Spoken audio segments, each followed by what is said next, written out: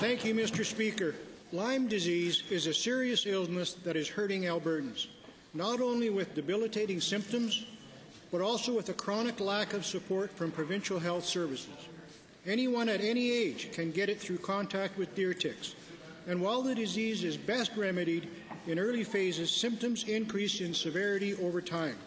Several of my constituents have expressed their dismay at not being able to access diagnostic services and the treatment they need to cope with Lyme disease.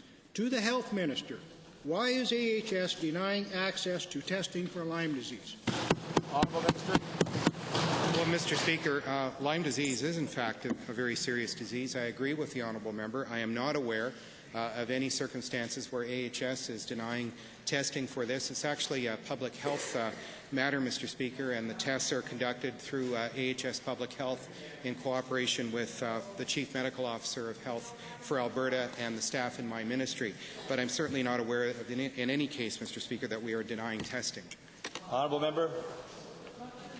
I will be happy to provide the Minister with that evidence that is indeed happening.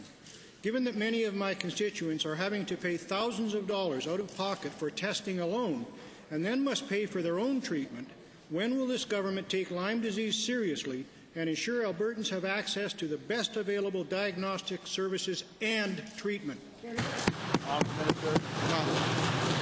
Mr. Speaker, as I'm sure the honourable member appreciates, neither he nor I requisition tests for Lyme disease. Those tests should and are requisitioned by physicians. Be happy to look at the information that the honourable member refers to and see if there is any irregularity or anything that needs to be done in order to improve access to testing for Lyme disease. But we take it seriously, Mr. Speaker, as do our partners to the east and the west. Honourable member. Thank you for that, Minister, and I will provide that evidence. Considering that the severity of symptoms increases over time, does the Minister agree that early diagnosis must be available for Lyme disease so that Albertans are assured such serious illnesses are addressed and alleviated as soon as possible instead of being left on their own to suffer without hope of assistance from this government?